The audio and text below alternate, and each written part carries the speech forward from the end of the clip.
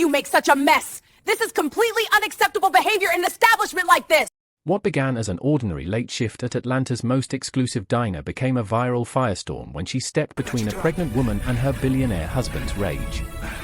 Now, with cameras watching and power closing in, Vivian faces an impossible choice: stay silent and survive, or speak truth and risk everything. Because Charles Brown doesn't just have money, he has politicians, lawyers, and the kind of influence that makes problems disappear. But he's never faced two women who refuse to be erased. This is the story of courage that costs everything, solidarity that crosses every line, and the moment when silence becomes more dangerous than speaking up. If you're ready for a story that will shake you, hit that subscribe button now. This is The Last Table at Monroe's Diner. The Chardonnay spread across Charles Brown's custom Armani jacket like a golden accusation, and Vivian saw the shift in his eyes before anyone else did. She'd been refilling water glasses 3 tables over when the pregnant woman's hand trembled, when the stemware tipped, when everything went wrong in the space of a heartbeat. "You stupid, clumsy," Charles's voice dropped to a hiss that somehow carried further than a shout. His hand shot across the table, fingers closing around his wife's wrist with the practiced precision of someone who'd done this before. "Do you have any idea what this jacket costs? Do you?" Annabelle Brown, 6 months pregnant and wearing a dress that probably cost more than Vivian's monthly rent, went perfectly still. Her face drained of color until she looked like a porcelain doll, beautiful and lifeless. "I'm sorry," she whispered. "Charles, I'm so sorry, I didn't mean." "You never mean to." He yanked her arm across the table, pulling her half out of her seat. The other diners pretended not to notice, suddenly fascinated by their desserts and cocktails. "You never mean to embarrass me, but you always do. Every single time I bring you somewhere nice." Vivian's feet were moving before her brain caught up. She'd seen this dance before, in her mother's kitchen, in her aunt's living room, in a dozen places where women made themselves small and men made themselves monsters. Her manager, Derek, caught her eye from across the dining room and shook his head sharply. "Don't get involved, not with these people," but Vivian was already there, her tray balanced on one hip, her voice steady and professional. "Sir, I can get that jacket to our cleaners right away. We have an excellent relationship with a specialty dry cleaner just 2 blocks. I wasn't talking to you." Charles didn't even look at her. His grip on Annabelle's wrist tightened until his knuckles went white. "This is between me and my wife." "Of course, sir." "I just thought," Vivian kept her tone light, non-threatening, the way she'd learned to speak to angry men. "The wine is still fresh. If we act now, the stain won't set." "Did I ask for your opinion?" Now he looked at her, and Vivian saw something cold and calculating behind the fury. "Did I?" Annabelle made a small sound, almost a whimper, and Vivian watched as Charles jerked his wife's arm again, harder this time. The pregnant woman's other hand went instinctively to her belly, protective and afraid. "Sir, I'm going to have to ask you to let her go." The words came out firmer than Vivian intended. Around them, the diner had gone quiet. Phones were coming out now, held low and discreet, but definitely recording. Charles released his wife's wrist and stood slowly, deliberately. He was tall, over 6 feet, and used to taking up space. "I'm sorry, what did you just say to me?" "I said," Vivian straightened her spine, meeting his eyes. "I'm going to have to ask you to let your wife go. You're hurting her." "Hurting her?" Charles laughed, but there was no humor in it. "My wife is fine." "Aren't you fine, Annabelle?" Annabelle looked between them, terror written across her face. "I'm fine. Everything's fine. Please, I just want to go." "See? She's fine." Charles stepped closer to Vivian, invading her space in a way designed to intimidate. "So why don't you mind your business and bring us our check?" "I can't do that, sir." Vivian held her ground even as her heart hammered against her ribs. "Not until I'm sure everyone at this table is safe." "Safe?" Charles's voice rose now, loud enough that there was no pretending this wasn't happening. "Are you threatening me? Do you know who I am?" "I know you're hurting your wife." Vivian glanced at Annabelle, who sat frozen in her chair, one hand still cradling her pregnant belly. And I know that's not okay, no matter who you are. What happened next took maybe 3 seconds but felt like a lifetime. Charles reached for Annabelle again, grabbing her upper arm and hauling her to her feet with enough force that she stumbled. Vivian moved without thinking, stepping between them, one hand coming up in a stopping gesture. Charles shoved her, not hard enough to knock her down, but hard enough that she had to catch herself against a neighboring table. "Don't you dare touch me," he snarled. "I will destroy you. I will take everything you." "Mr. Brown." Derek appeared with 2 security guards, his face red and apologetic. "Sir, I think it's best if we all just calm down." "Calm down? Your employee just assaulted me." Charles pointed at Vivian like she was something he'd found on his shoe. "I want her fired. Immediately. And I want her arrested for assault." "Sir, I have video evidence that shows," one of the other diners started, but Charles cut him off. "I don't care about your video. I want her arrested." The next hour passed in a blur of police reports and statements, of Derek pulling Vivian into the back office and asking her what the hell she was thinking, of lawyers arriving in expensive suits and making everything worse. Annabelle Brown said nothing, her lawyer speaking for her in calm, measured tones that made it clear Mrs. Brown would not be pressing charges and would not be making a statement and would appreciate everyone's respect for her privacy during this difficult time. By the time Vivian left Monroe's diner at 3 in the morning, her hands were shaking and her phone wouldn't stop buzzing. Tasha, her best friend and fellow waitress, had driven her car around to the back entrance, away from the 2 news vans that had somehow already arrived. "Girl, get in," Tasha said, reaching across to push open the passenger door. "You're trending." "I'm what?" "Trending. On Twitter, Instagram, TikTok, everywhere. Someone posted the video and it's already at 2 million views." Tasha pulled out into the empty Atlanta streets, heading toward Vivian's apartment in East Point. "They're calling you a hero." Vivian leaned her head against the window, watching the city lights blur past. "I don't feel like a hero. I feel like I just lost my job." "Derek suspended you." "That's not the same as fired. Suspended without pay until the investigation is complete." Vivian closed her eyes. "Which is Derek's way of hoping I'll quit before he has to fire me. You know how it works. The rich guy gets his lawyers, the pregnant wife stays quiet, and the black waitress who couldn't mind her business becomes unemployed." "Viv. I'm not wrong." Vivian opened her eyes and looked at her friend. "You saw the way he looked at me. Like I was nothing. Like I was less than nothing. I saw the way you looked at him too." Tasha reached over and squeezed her hand. "Like you weren't afraid of him. Like you were going to protect that woman whether he liked it or not. A lot of good that did." She left with him, Tasha. After everything, she still left with him. Maybe she didn't have a choice. Everyone has a choice. Tasha was quiet for a moment, navigating through a yellow light. "You sound like you're mad at her." "I'm not mad at her. Vivian stopped, trying to find the right words. "I'm frustrated. I'm scared. And I don't know what's going to happen next."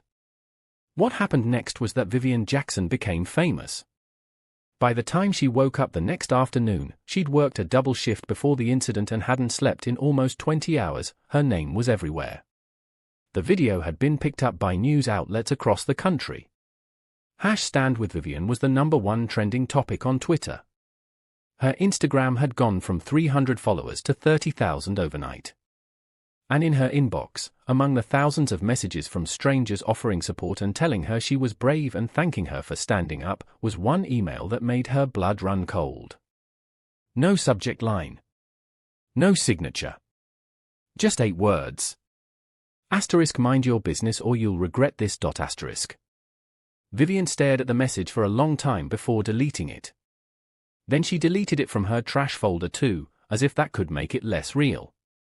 Her younger brother, Isaiah, was still at Morehouse on a scholarship that Vivian supplemented with whatever she could spare from her two jobs, the one at Monroe's and her morning shift at a coffee shop in Midtown. If she lost both jobs, if she couldn't help with his tuition, if something happened to that scholarship. Her phone rang. Unknown number. She almost didn't answer, but something made her pick up. Vivian Jackson. A woman's voice, soft and cultured and scared. Who is this? Please don't hang up. My name is Annabelle Brown. Vivian sat down on her couch, her legs suddenly weak. Mrs. Brown. I need to talk to you. In person. Please. There was desperation in that last word, raw and real. There's so much you don't understand. So much I couldn't say last night. Are you safe? A pause. I'm alone right now. Charles is at his office. But I don't have much time. Where do you want to meet?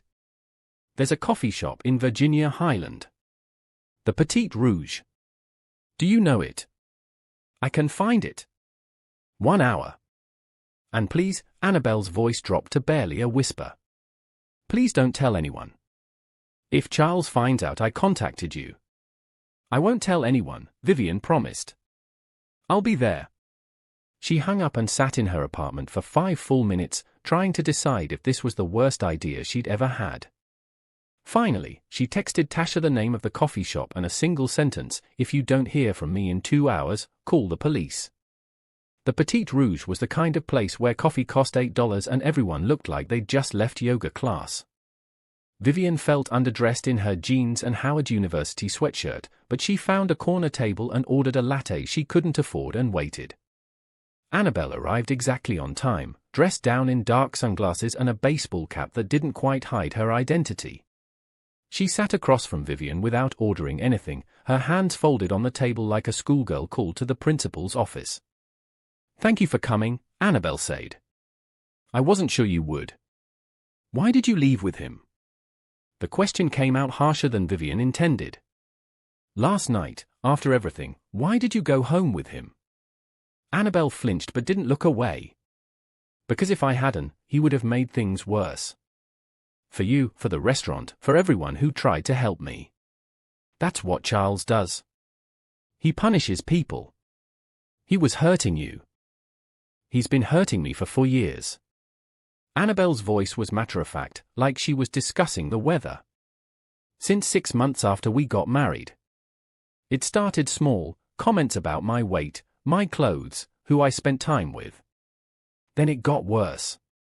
Pushing, grabbing, slapping when he was angry. And I kept thinking it would stop.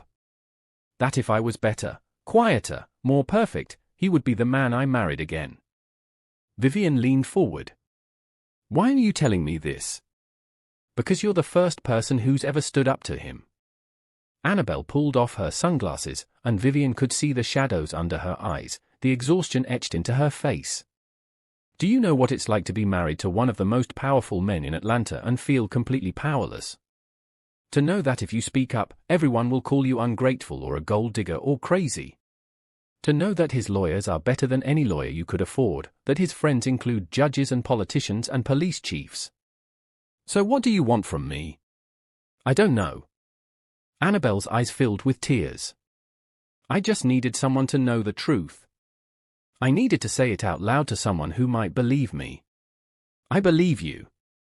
Vivian reached across the table and took Annabelle's hand. And I want to help you. But I need you to understand, I'm a waitress. I don't have connections or money or power. I don't know how to fight someone like your husband. Maybe you don't have to fight him. Maybe you just have to tell the truth. Annabelle squeezed her hand. That video from last night, it's everywhere. People are starting to ask questions about Charles, about his temper, about whether this is the kind of man who should be managing billions of dollars and making decisions that affect thousands of employees. You think one video is going to take him down? I think one video is a start. Annabelle pulled her hand back and wiped her eyes. I have to go. He'll check my location soon, and if I'm not where I'm supposed to be. He tracks your location. He tracks everything. Annabelle stood, putting her sunglasses back on. My phone, my credit cards, the car. I used cash to get here and turned off my location for exactly 90 minutes. That's all I have before he gets suspicious. Annabelle, wait. Vivian stood too. If he's that controlling, if he hurts you, you need to leave. There are resources, shelters, lawyers who specialize in. In what? Helping rich white women escape their rich white husbands. Annabelle's laugh was bitter. You don't understand. My entire family depends on Charles's money. My mother's medical bills, my sister's tuition, my father's business, Charles made sure of that. If I leave, I don't just lose him. I lose everything. And he wins. But you'd be safe. Would I? Annabelle adjusted her cap. Or would I just be broken alone and still afraid, except now with a baby to protect and no resources to protect her with? Vivian wanted to argue, wanted to tell her that safety was worth more than money, that there were organizations and people who could help. But looking at Annabelle's face, at the exhaustion and fear and resignation there, she understood that this woman had already considered every option and found them all wanting. If you change your mind, Vivian started. I have your number now, Annabelle said. Thank you for meeting me. And thank you for last night. Even if it didn't change anything, it mattered that someone tried. She left without another word, and Vivian sat back down at her corner table, her latte cold and forgotten. Her phone buzzed, Tasha checking in, and she sent back a quick message that she was fine. But she wasn't fine. Nothing about this was fine. The next week was a masterclass in how power protects itself. Charles Brown's PR team went into overdrive, flooding the media with carefully crafted narratives about a misunderstanding, a regrettable moment of stress, a loving husband worried about his pregnant wife's safety. They released photos of Charles and Annabelle at charity galas, smiling and perfect. They had Annabelle's doctor make a statement about how Mrs. Brown was healthy and happy and requesting privacy during this exciting time. And they came after Vivian. It started with social media. Suddenly her old posts were being screenshot and taken out of context. A joke she'd made about rich people in 2019 became evidence of her bias. A photo of her at a protest became proof she was anti-establishment. Conservative outlets called her an angry black woman looking for a payday. Liberal outlets praised her courage but still managed to dig up every mistake she'd ever made, as if heroism required perfection. Then it got more personal. Someone leaked her home address. She started getting letters, dozens of them, some supportive but many threatening. You should mind your business. Gold-digging bitch. We know where you live. Charles Brown is a good man and you're trying to destroy him for attention. Her landlord called to say there had been complaints, that perhaps it would be best if she moved out at the end of her lease. Her coffee shop job let her go, restructuring, they called it, but everyone knew it was because having Vivian Jackson on staff meant protesters and counter-protesters and press coverage they didn't want. Isaiah called from Morehouse, worried because someone had posted on his social media asking if he was related to that waitress trying to ruin a good man's life. The scholarship committee had reached out to ask if everything was okay, if there was anything they should know. The implication was clear, scandal reflected poorly on their scholars. Viv, maybe you should apologize, Isaiah said during one late-night call. Just say you misunderstood what you saw, that you overreacted. Make it go away. I didn't misunderstand anything. Vivian was in her apartment, curtains drawn, living like a fugitive in her own home. He was hurting her, Isaiah. I saw it. I know, but her brother's voice cracked. He was only 20, still so young. I'm scared. For you, for me, for what happens if this keeps going.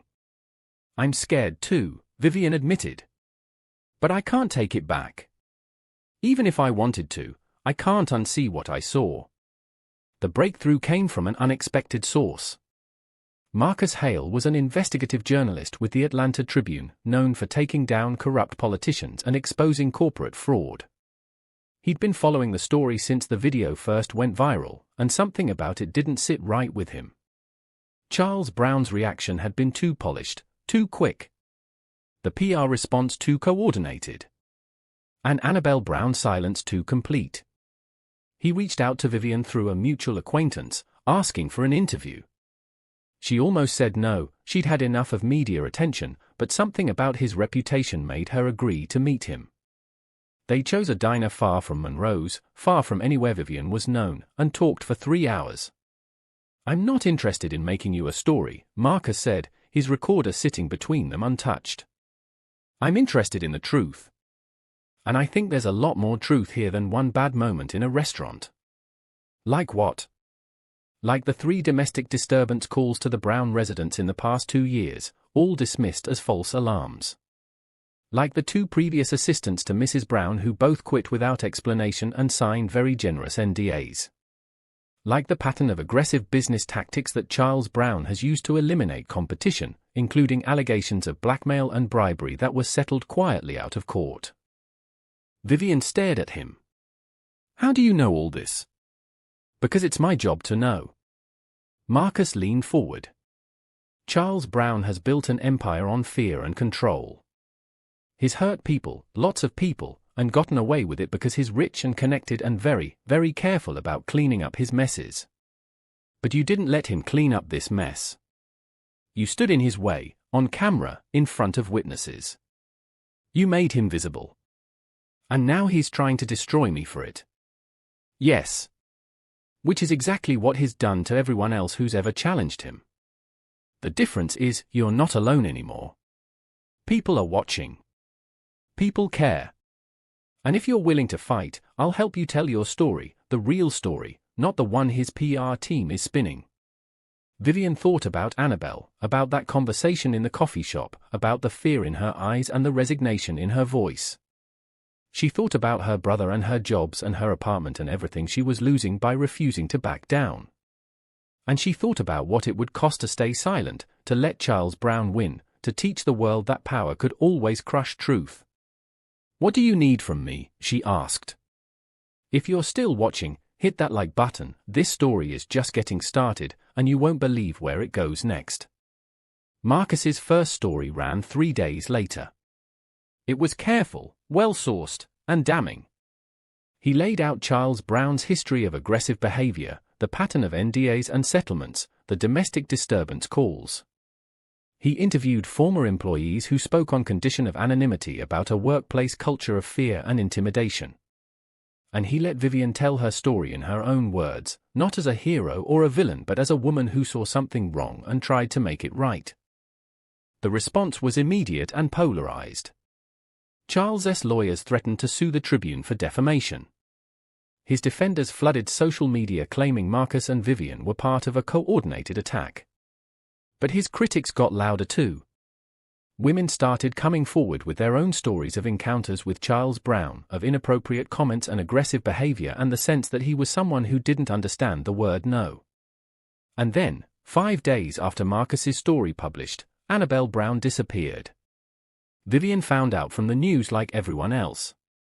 Charles had reported his wife missing, claiming she'd left their home for a doctor's appointment and never arrived. Her phone was off. Her credit cards hadn't been used. Her car was found in a parking garage downtown, empty and locked. The press coverage was enormous. Every outlet in Atlanta and beyond picked up the story of the missing pregnant socialite.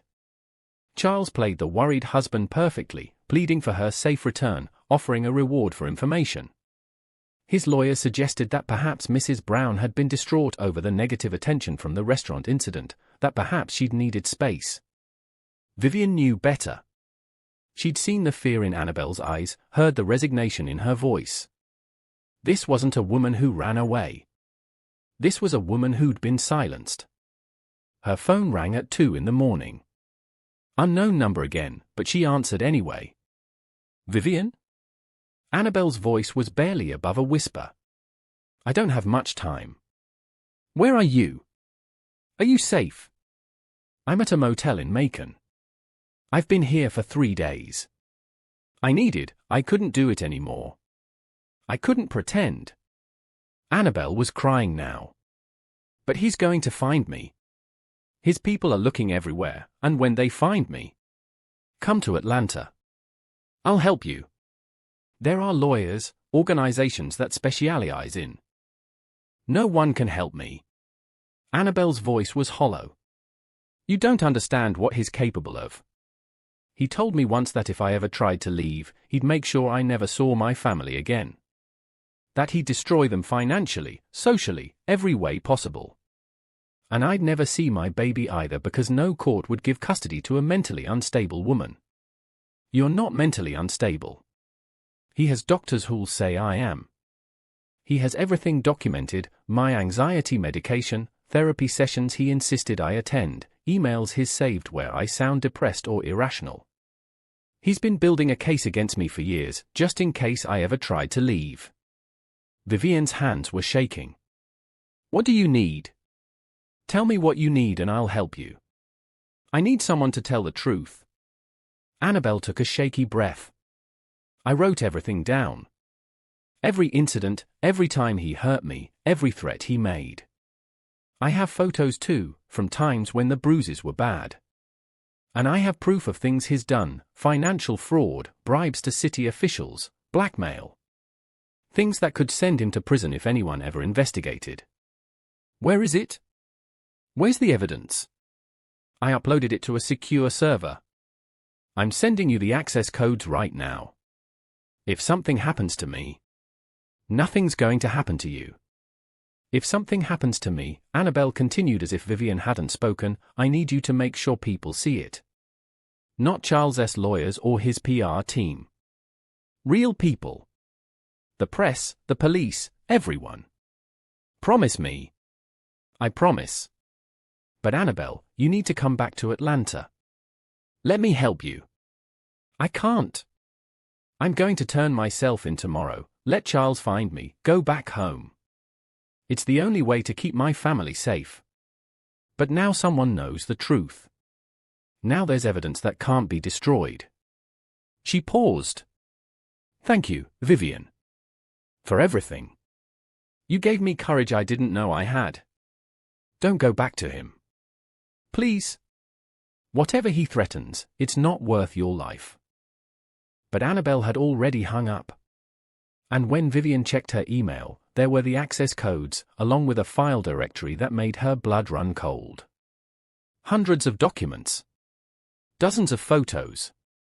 Years of evidence that Charles Brown was exactly the monster Vivian had seen in that moment at Monroe's diner, except so much worse. She called Marcus immediately, not caring that it was nearly 3 in the morning. I need your help.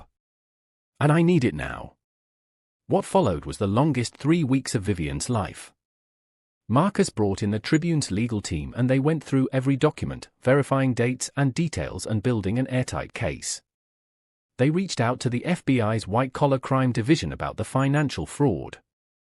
They contacted the Atlanta Police Department about the evidence of domestic violence. And through it all, Annabelle Brown went back to her husband and pretended everything was fine. The press conference where Charles announced they'd reconciled was surreal.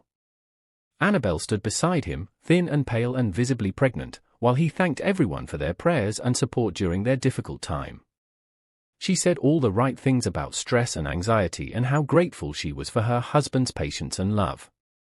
But when the cameras cut away for just a moment, Vivian saw Annabelle mouth 2 words, I'm sorry. She's protecting her family, Marcus said as they watched the press conference from his office.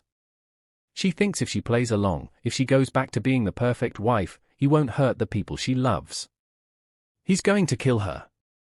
Vivian couldn't look away from the screen. Maybe not today or tomorrow, but eventually. Men like Charles Brown don't forgive betrayal. And she betrayed him by running, by documenting everything, by sending that evidence to us. Which is why we need to move fast. Marcus pulled up the investigation files on his computer. The FBI is opening a formal inquiry into Brown's business practices.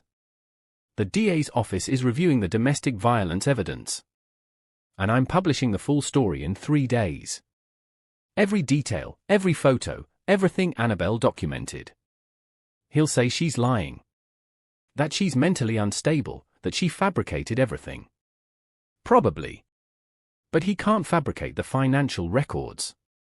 He can't explain away the pattern of behavior from dozens of witnesses. And he can't make Annabelle disappear now that the whole world is watching. Marcus looked at her seriously. This is going to get ugly, Vivian. Uglier than it already is.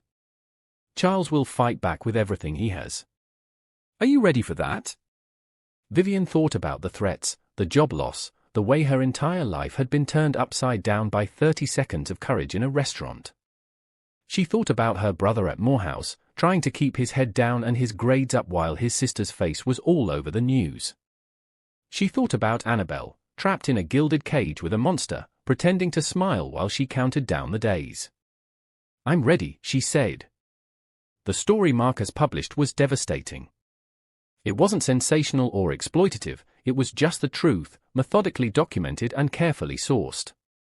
The financial fraud alone was enough to sink Charles Brown's business empire.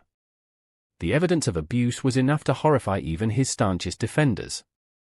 And the photos, Annabelle's bruised arms, her split lip, the fear in her eyes, were impossible to explain away. Within 24 hours, Charles Brown was suspended from his company pending investigation. Within 48 hours, the FBI raided his offices and his home. Within 72 hours, he was arrested on multiple charges including wire fraud, racketeering, and assault. And through it all, Annabelle Brown said nothing. Her lawyers issued a brief statement requesting privacy, and she retreated from public view entirely. The trial, when it finally happened, was a media circus. Charles' defense team tried every tactic, claiming Annabelle was vindictive, that Vivian had manipulated her, that the whole thing was a conspiracy by jealous competitors. They painted Charles as a demanding businessman whose worst crime was having high standards and a bad temper. But the evidence was overwhelming. And when Annabelle finally took the stand, 8 months pregnant and terrified but determined, she told her story in clear, calm detail. Every incident. Every threat. Every moment of fear. She didn't cry or perform or appeal to sympathy. She just told the truth. Vivian was in the courtroom that day, sitting in the gallery beside Tasha and Marcus.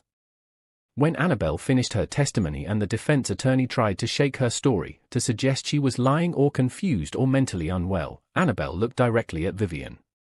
The night at Monroe's diner, she said, when that waitress stepped between me and my husband, that was the first time in 4 years that someone chose my safety over his feelings.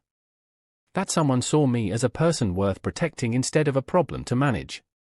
And it changed something in me. It made me realize I didn't have to accept this.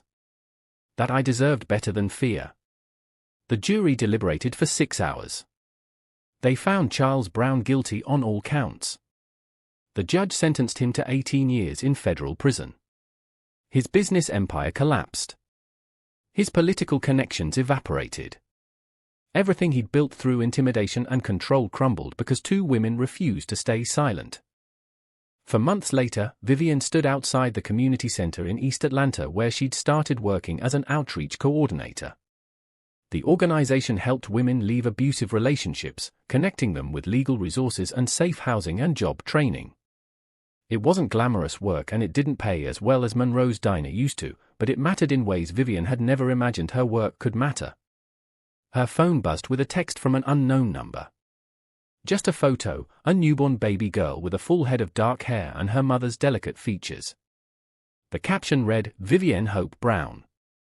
Thank you for helping me find the courage to give her a different future. Vivian smiled, saved the photo, and walked into the community center where 3 women were waiting for her help starting their own different futures. The journey from that moment at Monroe's diner had cost her almost everything, her jobs, her privacy, her sense of safety. But it had given her something more valuable, the knowledge that courage wasn't about being fearless. It was about being afraid and choosing to act anyway. As she unlocked the door and welcomed the women inside, Vivian thought about the night that had changed everything. The wine spilling across expensive fabric. The grip that turned loving to violent in a heartbeat. The choice to step forward instead of looking away.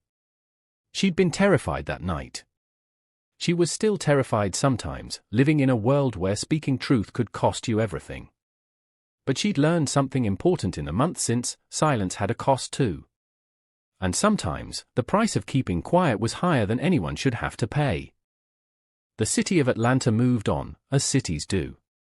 Monroe's Diner closed for renovations under new ownership that promised a fresh start and better values. The story of Charles Brown became a cautionary tale in business schools and law classes. Annabelle Brown changed her name, moved across the country, and built a quiet life for herself and her daughter far from cameras and courtrooms. And Vivian Jackson, who'd been thrust into the spotlight for 30 seconds of courage, returned to a life of quiet service, helping other women find their voices, their strength, their way forward. She never forgot that night or the choice she'd made. But she also learned that heroism wasn't a single dramatic moment. It was showing up every day and choosing compassion over comfort, truth over safety, courage over fear. This is The Last Table at Monroe's Diner, a story about the moment when staying silent becomes more dangerous than speaking up. If this story moved you, please like this video, share it with someone who needs to hear it, and subscribe for more stories that matter. Drop a comment below and tell us, what would you have done in Vivian's place? Your voice matters too.